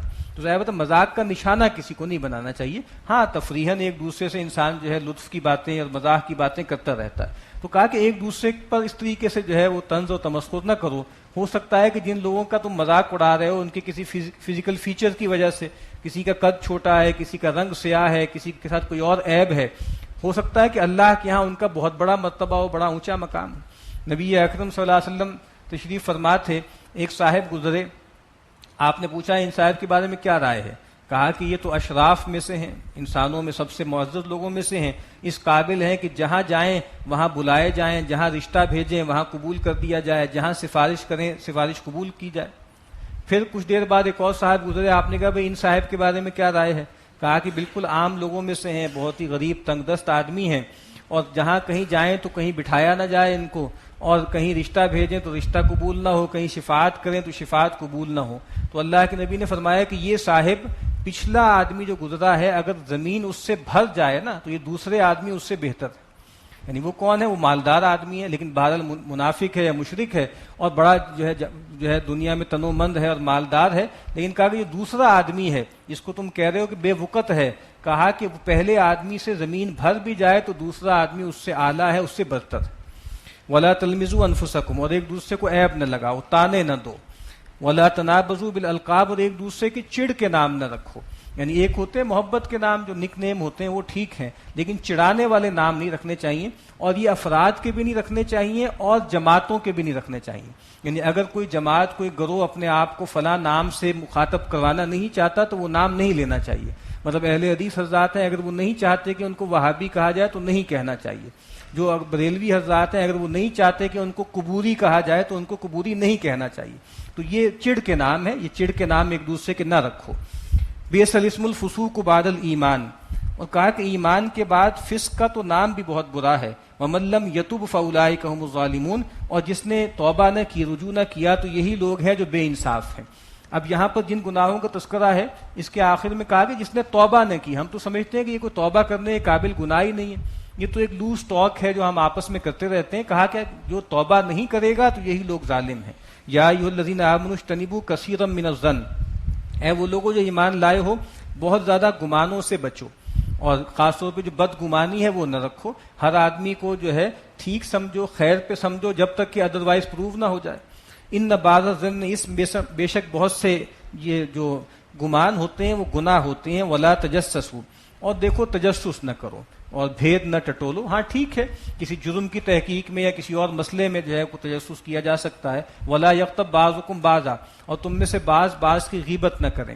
اللہ کے نبی صلی اللہ علیہ وسلم جو ہے وہ آپ سے پوچھا گیا کہ غیبت کسے کہتے ہیں، تو آپ نے کہا کہ ذکر کا اخاک بما یکرہ، اپنے بھائی کا ایسے انداز میں تذکرہ کرنا جو اس کو ناگوار ہو۔ تو صحابہ نے کہا کہ اگر وہ وصف واقعتاً اس میں موجود ہو تب بھی یہ بات بری ہے، تب بھی غیبت ہے۔ آپ نے کہا تبھی تو غیبت ہے، ورنہ اگر وہ وصف اس میں نہیں ہے تو پھر تو یہ تہمت ہے اور بہتان ہے، یہ اس سے بڑا گناہ ہے۔ لیکن بعض صورتیں ایسی ہوتی ہیں جو شکلاً غیبت ہوتی ہیں لیکن حقیقتاً غیبت نہیں ہوتی، یعنی کسی مجرم کا تذکرہ کرنا، کسی مقدمے میں کسی آدمی کے جرم کا بیان کرنا، کسی منکر کے ارتکاب کے آدمی کا جو ہے وہ بیان کرنا، یا کہیں نکاح کا یا کوئی اور ایسا معاملہ ہو تو اس کی تحقیق میں جو ہے کسی کی برائی بیان کرنا، تو اس کی اجازت ہے۔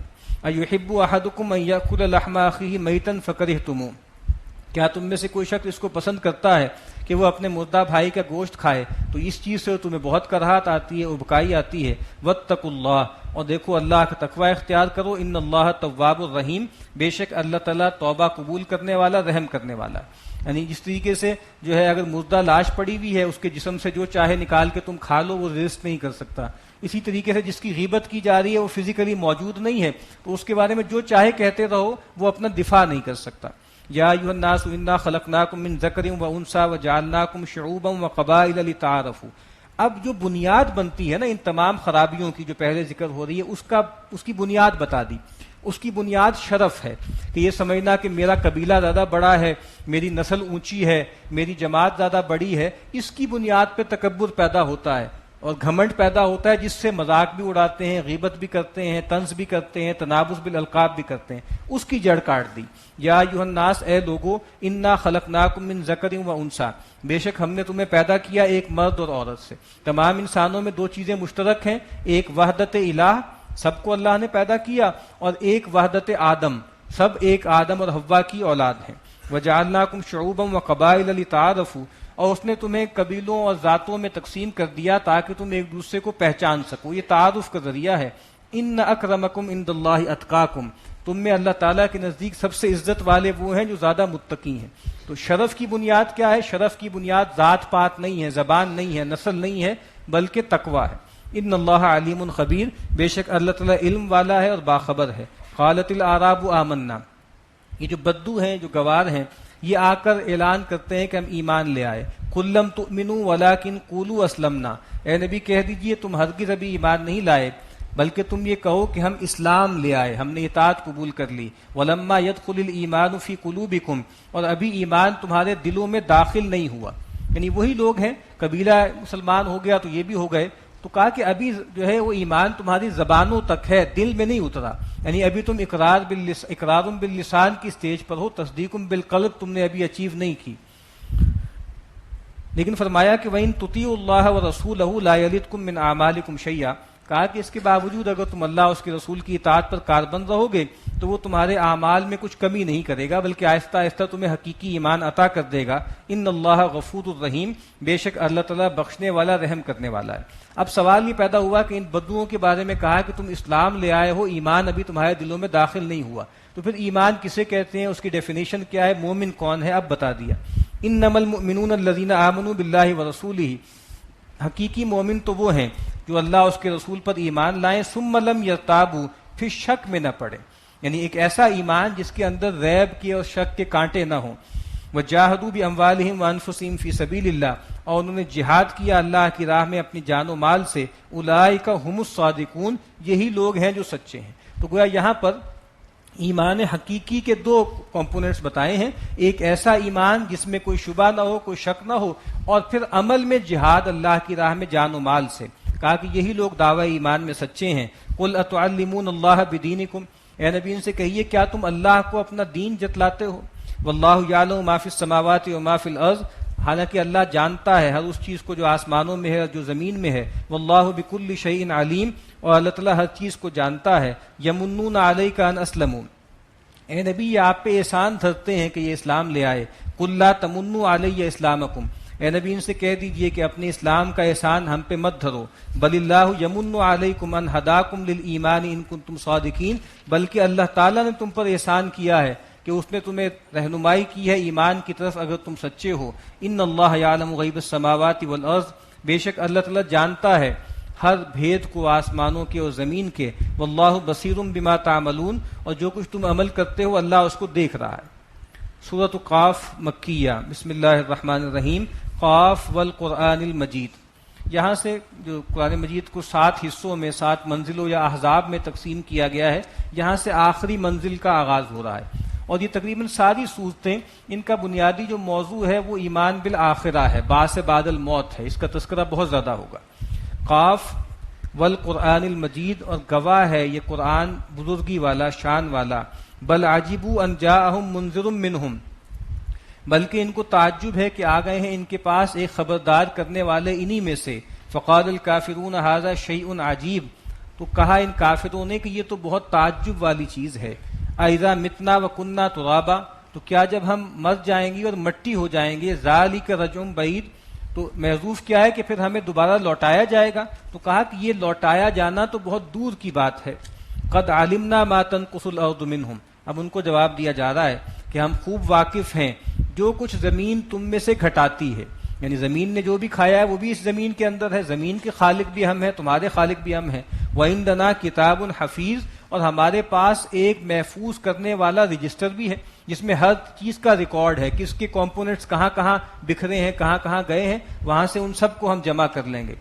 بلکہ تمہارا مسئلہ کیا ہے؟ بل کذبوا بالحق لما جاءہم، بلکہ معاملہ یہ ہے کہ جب حق تمہارے پاس آیا تم نے اس کو جھٹلایا. فہم فی امر مریج، تو تم اس معاملے میں تضاد فکر کا شکار ہو، تمہارے معاملات الجھ گئے، یعنی کبھی کچھ کہتے ہو کبھی کچھ کہتے ہو، کبھی اس پیغمبر کے مقابلے میں اس کی ذات کو نشانہ بناتے ہو، کبھی آخرت میں دوبارہ جی اٹھنے کو استبعاد کا جو ہے وہ نشانہ بناتے ہو. افلم ينظروا الى السماء فوقهم كيف بنيناها وزيناها وما لها من فروج، کیا وہ نہیں دیکھتے آسمان کی طرف اپنے اوپر کیسے ہم نے اس کو بنایا اور کیسے ہم نے اس کو ستاروں سے مزین کیا اور اس میں کوئی رخنا نہیں ہے. اس کائنات کو نہیں دیکھتے کہ ہم نے کس طرح کمال کے ساتھ اس کو پیدا کیا. والارض مددناها والقینا فیها رواسیا، اور زمین کو ہم نے پھیلایا اور اس میں ہم نے ڈال دیے بوجھ یعنی پہاڑ. وانبتنا فیها من کل زوج بہیج، اور ہم نے اس میں اگائی ہر طرح کی چیزیں، قسم قسم کی چیزیں جو رونق والی ہیں. تبصرۃ وذکریٰ لکل عبد منیب، یہ سجھانے والی ہیں، آنکھیں کھول دینے والی ہیں اور یاد دہانی کا ذریعہ ہیں. کس کے لیے؟ ہر اس بندے کے لیے جو رجوع کرنے والا ہے. تو جس کو اللہ کے سامنے جانے کا کوئی ڈر ہے، جو رجوع کرتا ہے، اس کے لیے یہ نشانیاں بہت کافی ہیں. وَنَزَّلْنَا مِنَ السَّمَاءِ مَاءً مُبَارَكًا، اور ہم نے آسمان سے بابرکت پانی اتارا. فَأَنبَتْنَا بِهِ جَنَّاتٍ وَحَبَّ الْحَصِيدِ، اور پھر ہم نے اس پانی کے ذریعے باغات بھی اگائے اور وہ اناج والی جس کا کھیت کاٹا جاتا ہے، یعنی کاٹی جانے والی فصلیں بھی ہم نے اگائیں. وَالنَّخْلَ بَاسِقَاتٍ لَهَا طَلْعٌ نَضِيدٌ، اور کھجوریں لمبی لمبی جن کا خوشہ تہ بتہ ہے.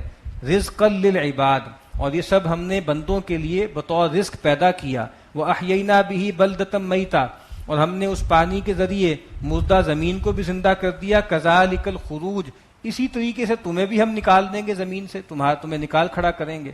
كَذَّبَتْ قَبْلَهُمْ قَوْمُ نُوحٍ وَأَصْحَابُ الرَّسِّ وَثَمُودَ وَعَادٌ وَفِرْعَوْنُ وَإِخْوَانُ لُوط وَأَصْحَابُ الْأَيْكَةِ وَقَوْمُ تُبَّع، جھٹلایا ان سے پہلے قوم نوح نے اور کنویں والوں نے اور سمود نے اور عاد نے اور فرعون نے اور لوط کی قوم نے یا ان کے بھائیوں نے اور بن والوں نے، جنگل والوں نے یعنی مدین کے لوگوں نے، اور تبا کی قوم نے یعنی یمن والوں نے، ان سب نے جھٹلایا. کل کذب الرسل، ان سب نے رسولوں کی تکذیب کی. فحق کا وعید، تو ان پر ہماری وعید پوری پڑ گئی، جو ہم نے ان کو ڈرایا تھا عذاب کا وہ عذاب ان پر آ گیا. افعینا بالخلق الاول، تو کیا ہم پہلی بار پیدا کر کے عاجز ہو گئے؟ یعنی ہم نے پہلی مرتبہ تو اس سب کو پیدا کیا، تم خود مانتے ہو آسمان زمین کو اللہ نے پیدا کیا، تو کیا اس کے بعد ہماری صلاحیتیں ایگزاسٹ ہو گئی ہیں، ہم بالکل عاجز آ گئے ہیں؟ بل ہم فی لبس من خلق جدید، بلکہ معاملہ یہ ہے کہ یہ لوگ دوبارہ جی اٹھنے میں، دوبارہ بجائے جانے کے معاملے میں دھوکے میں پڑ گئے. وَلَقَدْ خَلَقْنَا الْإِنسَانَ وَنَعْلَمُ مَا تُوَسْوِسُ بِهِ نَفْسُهُ، اور ہم ہی نے انسانوں کو پیدا کیا اور ہم جانتے ہیں کہ جو کچھ بھی ان کے نفس ان کے اندر وسوسے پیدا کرتے ہیں. یعنی قیامت کے حوالے سے جو دو حوالوں سے اشکال ہوتا ہے، ایک قدرت اور ایک علم. اسی لیے آپ دیکھیں کہ اللہ تعالیٰ کی صفت قدرت اور صفت علم دونوں کا بہت زیادہ بیان ہوتا ہے. تو پہلے تذکرہ ہو گیا اللہ کی قدرت کا، آسمان کو دیکھو، زمین کو دیکھو، پھر تاریخ کی گواہی دیکھ لو اللہ کیسے قوموں کو برباد کرتے ہیں. اب تذکرہ ہو رہا ہے اللہ کے علم کا. پہلے تو ہوتا ہے کہ ممکن کیسے ہے، پھر یہ کہ چلو ٹھیک ہے اگر اللہ تعالیٰ دوبارہ پیدا بھی کر دے تو اتنے لوگ ہیں، ارب ہا ارب انسان آئے، اتنے ان کے افکار ہیں، ان کی اتنی باتیں ہیں، یہ سب ریکارڈ کیسے جمع ہوگا؟ اب اس کا جواب دیا جا رہا ہے کہ ہم نے انسان کو پیدا کیا اور جو اس کے نفس میں وسوسے آتے ہیں ہم تو اس سے بھی واقف ہیں. وَنَحْنُ أَقْرَبُ إِلَيْهِ مِنْ حَبْلِ الْوَرِيدِ، اور ہم تو اس سے اس کی رگے گردن سے بھی زیادہ، رگے جان سے بھی زیادہ قریب ہیں. اِذْ يَتَلَقَّى الْمُتَلَقِّيَانِ عَنِ الْيَمِينِ وَعَنِ الشِّمَالِ قَعِيدٌ، جب اخذ کر لیتے ہیں، لے لیتے ہیں دو لینے والے دائیں اور بائیں سے جو بیٹھے ہوئے ہیں، کرامن کاتبین ہیں، ایک ایک چیز نوٹ کر رہے ہیں. ما یلفظ من قول الا لدیہ رقیب عتید، کہا کہ کوئی بھی زبان سے یہ لفظ نہیں بولتے مگر اس کو لینے والے ہیں بہت ہی مستعد نگران جو ہے وہاں پہ بیٹھے ہیں جو ایک ایک چیز نوٹ کر رہے ہیں. وجاءت سکرۃ الموت بالحق، اور آ گئی موت کی جو بے ہوشی ہے حق کے ساتھ. ظاہر بات ہے موت ایک سخت چیز ہے. نبی اکرم صلی اللہ علیہ وسلم بھی دعا کیا کرتے تھے کہ اللہم اعنی علی سکرات الموت، کہ اے اللہ تو میری مدد کر، جو موت کی مدہوشی ہے، جو اس کی سختی ہے، اس پر میری مدد کر. ذالک ما کنت منہ تحید، اور یہ وہ موت آ گئی جس کو تم ٹالتے رہتے تھے، اپنے سے بہت دور سمجھتے تھے. ونفخ فی الصور، اور جب پھونکا جائے گا سور میں، ذالک یوم الوعید، وہ ہوگا ڈراوے کا دن. وجاءت کل نفس معها سائق و شہید، اور ہر جان آ جائے گی اور اس کے ساتھ ایک ہانکنے والا فرشتہ ہوگا اور ایک گواہ ہوگا. ایک فرشتہ جیسے اس کو ہانک کے لے کے آ رہا ہوگا پیچھے سے، اور ساتھ ساتھ ایک فرشتہ جس کے ہاتھ میں رجسٹر ہوگا، اس کا اعمال نامہ ہوگا، کچا چھٹا ہوگا، وہ ساتھ ہوگا. لقد كنت فی غفلۃ من ھذا، اب اس مجرم سے کہا جائے گا تم اس دن کے بارے میں غفلت میں پڑے رہے، تم کہتے تھے یہ ممکن نہیں ہے، کیسے دوبارہ اٹھایا جائے گا. فکشفنا عنک غطاءک، تو آج ہم نے تم سے تمہارا جو اندھیرا ہے، جو پردہ ہے، وہ ہٹا دیا. فبصرک اليوم حدید، تو آج تو تمہاری نگاہ بہت تیز ہے. یعنی طنز کا انداز ہے. پہلے تو تمہیں سوچتا ہی نہیں تھا، تمہیں لگتا تھا ناممکن بات ہے، ہیہات لما توعدون، لیکن کہا کہ آج تمہیں صاف دکھ رہا ہے. وقال قرینہ ھذا ما لدی عتید، تو اس کا جو ساتھی فرشتہ ہوگا وہ کہے گا کہ اے اللہ یہ حاضر ہے مجرم جو آپ نے میری سپرداری میں دیا تھا اور جس کی میں نگرانی کرتا تھا. القیا فی جہنم کل کفار عنید، کہا جائے گا تم دونوں ڈال دو جہنم میں ہر اس شخص کو جو ناشکرا ہے اور عنید ہے، مخالفت کرتا ہے. یعنی کفر اور اناد، ان دونوں کا تعلق اللہ سے ہے. اللہ کی ناشکری کرتا ہے، اللہ کا انکار کرتا ہے، اللہ کے مقابل میں اکڑتا ہے. مناع للخیر معتد، بندوں کے ریفرنس سے اس کا رویہ کیا ہے؟ مناع للخیر، مال کو روک روک کر رکھتا ہے، بخل کرتا ہے، مال میں جو دوسروں کا حق ہے ان کو ادا نہیں کرتا. معتد، اور حد سے بڑھتا ہے، زیادتی کرتا ہے لوگوں پر. مریب، اور یہ شک میں پڑا ہوا ہے، یہ اصل ہے اس کی. یعنی جو پہلی دو صفات ہیں کفر اور اناد جن کا تعلق اللہ سے ہے، دوسری جو صفات ہیں مناع للخیر معتد، ان چاروں کی اصل کیا ہے؟ یہ شک میں پڑا ہوا ہے، اللہ کے بارے میں اس کو یقین نہیں ہے. الذی جعل مع اللہ الہا آخر، یہ وہ ہے جس نے اللہ کے ساتھ اور الہ بنا لیے تھے، ان کو پوچھتا تھا. فالقیاہ فی العذاب الشدید، تو تم دونوں اس کو ڈال دو شدید عذاب میں. قال قرینہ ربنا ما اطغیتہ ولکن کان فی ضلال بعید، اب وہ جو شیطان ہے جو اس کا ساتھی بن گیا تھا، ہم پڑھ چکے ہیں کہ جو رحمان کی یاد سے غفلت کرتا ہے ہم اس پر شیطان کو مسلط کر دیتے ہیں. تو کہا کہ وہ جو شیطان اس کا ساتھی تھا وہ آ کے اپنی وضاحت پیش کرے گا. ربنا ما اطغیتہ، اے ہمارے رب میں نے اس کو سرکش نہیں کیا. ولیکن کان فی ضلال بعید، یہ خود دور کی گمراہی میں پڑا ہوا تھا. قال لا تختصموا لدی، اللہ تعالیٰ فرمائیں گے کہ میری جناب میں اب جھگڑا نہ کرو. کون کس کی ذمہ داری تھی یہ نہ کرو. ہم پیچھے پڑھ چکے ہیں کہ شیاطین کا اور جو مشرکین ہیں جو اس کے پیچھے لگنے والے ہیں ان کے مکالمے ہوں گے. کہا کہ میرے حضور میں جھگڑا نہ کرو. وقد قدمت الیکم بالوعید، اور تم سب کو میں پہلے ڈراوا سنا چکا، عذاب سے ڈرا چکا اور تنبیہ بھیج چکا.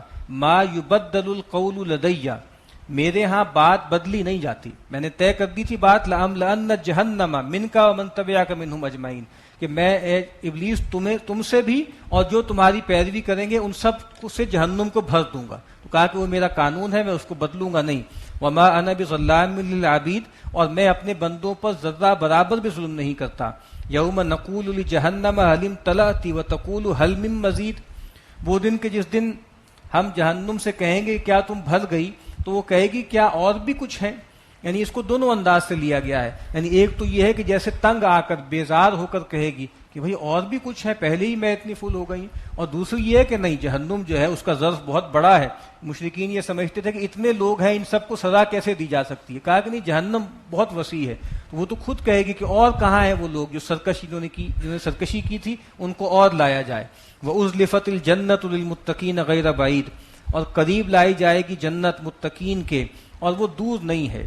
ھذا ما توعدون لکل اواب حفیظ، یہ وہ ہے جس کا وعدہ کیا گیا تھا ہر اس شخص سے جو اواب ہے، جو اللہ کی طرف بہت زیادہ رجوع کرتا ہے، اور حفیظ ہے، اللہ کی حدود، اللہ کے احکامات کی حفاظت کرتا ہے. اواب کا تعلق باطن سے ہے، ہر وقت اللہ کی طرف رجوع کرتا ہے. اور حفیظ کا تعلق خارج سے ہے، اللہ کی حدود کی حفاظت کرتا ہے، اللہ کے احکامات کی حفاظت کرتا ہے. یہ کون شخص ہے؟ من خشی الرحمن بالغیب، جو رحمان سے ڈرتا رہا بن دیکھے، غیب میں رہتے ہوئے. وجاء بقلب منیب، اور آیا ہے اللہ کے پاس ایک جھکا ہوا رجوع کرنے والا دل لے کر. ادخلوها بسلام، اس سے کہا جائے گا اب تم سب داخل ہو جاؤ جنت میں سلامتی کے ساتھ. ذالک یوم الخلود، یہ ہمیشگی کا دن ہے. اب جنت میں جو جانا ہے تو وہاں سے نکلنا نہیں ہے. لہم ما یشاؤون فیہا ولدینا مزید، اور وہاں جنت میں ان کے لیے وہ کچھ ہوگا جو وہ چاہیں گے، اور ہمارے پاس اور بھی بہت کچھ ہے. ایسا بہت کچھ ہے جو ان کے سان گمان میں نہیں ہے. اللہ کی رضا کا اعلان ہے، اللہ کا دیدار ہے. وَكَمْ أَهْلَكْنَا قَبْلَهُم مِّن قَرْنٍ، اور ان سے پہلے کتنی ہی جماعتوں کو، کتنے ہی گروہوں کو ہم نے ہلاک کر دیا. ہم اشد منہم بطشن، تو وہ ان سے بڑھ کر تھے قوت میں. فنقبوا فی البلاد، تو پھر جب ہمارا عذاب آیا تو وہ گھسنے لگے، جن کا جہاں سینگ سمایا وہ شہروں میں بھاگ دوڑ کرنے لگے. حل من محیص، اور پھر کہنے لگے کہ کیا ہے کوئی بھاگنے کی جگہ، ہے کوئی جائے پناہ. ان فی ذلک لذکریٰ، اس سب میں نصیحت ہے، یاد دہانی ہے. کس کے لیے؟ لمن کان لہ قلب، جس کے پاس ایک قلب ہے، جس کے پاس دل ہے، جس کی فطرت ابھی زندہ ہے. او القى السمع وهو شہید، یا وہ کان لگا کر سن لے اور پوری طرح متوجہ ہو، حاضر ہو کے سن لے. دو ہی باتیں ہیں. جس کا تو دل زندہ ہے، جس کی فطرت زندہ ہے، اس کو تو ایک لمحہ نہیں لگتا سیدنا ابوبکر صدیق کی طرح. لیکن چلے جو غافل ہو چکا ہے، جس کے قلب پہ پردے پڑ چکے ہیں، تو چلو اپنے کان تو کھلے رکھے نا، تاکہ کان کے ذریعے خیر کی بات اندر جائے اور وہ پردے ہٹ جائے. سورہ ملک میں اسی کو کہا گیا ہے کہ لو کننا نسمع او نعقل ما کننا فی اصحاب السعیر، اگر ہم سن لیتے بات یا خود ہی عقل کر لیتے تو ہم جہنم والوں میں سے نہ ہوتے. وَلَقَدْ خَلَقْنَا السَّمَاوَاتِ وَالْأَرْضَ وَمَا بَيْنَهُمَا فِي سِتَّةِ أَيَّامٍ، اور ہم نے پیدا کیا ہے آسمانوں اور زمین کو اور جو کچھ اس کے درمیان ہے 6 مراحل میں یا 6 دنوں میں. وَمَا مَسَّنَا مِن لُغُوب، اور ہم کو کوئی تکان تاری نہیں ہوئی. فَاصْبِرْ عَلَىٰ مَا يَقُولُونَ، اے نبی صلی اللہ علیہ وسلم جو کچھ یہ کہہ رہے ہیں، طرح طرح سے آپ کو ستا رہے ہیں، استہزاء کر رہے ہیں، آپ ثابت قدم رہیے، اس کو جھیلتے رہیے. وَسَبِّحْ بِحَمْدِ رَبِّكَ قَبْلَ طُلُوعِ الشَّمْسِ وَقَبْلَ الْغُرُوبِ، اور اپنے رب کی تسبیح کیجیے اس کے حمد کے ساتھ سورج کے طلوع ہونے سے پہلے، یعنی فجر کی نماز ہے، اس کی طرف اشارہ ہے. وقبل الغروب، اور غروب سے پہلے یعنی عصر کی نماز. ومن اللیل، اور رات میں اس میں مغرب بھی آ گئی، عشاء بھی آ گئی، اور تہجد کی نماز بھی آ گئی. وادبار السجود، اور سجدوں کے پیچھے، اس کے بعد. اس سے ایک تو مراد جو ہے وہ اور تسبیحات بھی ہیں، سبحان اللہ، الحمدللہ، جو اللہ کے نبی نے سکھایا. اور تسبیح جو ہے وہ نفل نماز کو بھی کہتے ہیں، جو انسان نفل نماز فرضوں کے بعد پڑھتا ہے. وَاسْتَمِعْ يَوْمَ يُنَادِ الْمُنَادِ مِن مَّكَانٍ قَرِيبٍ، اور سنتے رہو، کان لگا کے رکھو، وہ دن کہ جس دن ایک پکارنے والا ایک قریب کی جگہ سے پکارے گا. یوم یسمعون الصیحۃ بالحق، جس دن وہ ایک چنگھاڑ کو سنیں گے حق کے ساتھ. وہ دنیا کے خاتمے کو اور مرنے کے بعد دوبارہ جی اٹھنے کو بہت دور کی بات سمجھتے ہیں، کہا کہ یہ بہت نزدیک ہے، بہت آسان بات ہے. ذالک یوم الخروج، یہ ہے نکل پڑنے کا دن، یہ وہ دن ہے جس دن یہ قبروں سے نکلیں گے. انا نحن نحیی و نمیت والینا المصیر، ہم ہی ہے جو جلاتے ہیں اور ہم ہی مارتے ہیں اور ہماری طرف سب کو لوٹ کے آنا ہے. یوم تشقق الارض عنہم سراعا، جس دن زمین ان کے اوپر سے پھٹ جائے گی اور وہ اس میں سے دوڑتے ہوئے نکلیں گے. ذالک حشر علینا یسیر، یہ جو حشر ہے، یہ انسانوں کو جمع کرنا، یہ ہم پر بہت آسان ہے، اس میں ہمیں کوئی دقت نہیں ہے. نحن اعلم بما یقولون، اے نبی جو کچھ یہ کہہ رہے ہیں، جو الزامات لگا رہے ہیں، جو آپ کو طنز کر رہے ہیں، ہم خوب جانتے ہیں. وما انت علیہم بجبار، اور اے نبی آپ ان پر کوئی زور زبردستی کرنے والے نہیں ہیں کہ آپ جبراً ان کو ایمان کی طرف لے آئیں. آپ کا کام کیا ہے؟ فذکر بالقرآن من یخاف وعید، آپ اس قرآن کے ذریعے یاد دہانی کروا دیں ہر اس شخص کو جو میرے ڈراوے سے ڈرتا ہے، میں جس کو جو ان کو ڈراوا سنا رہا ہوں اس کا اندیشہ رکھتا ہے. بارک اللہ لی ولکم فی القرآن العظیم ونفعنی وإیاکم.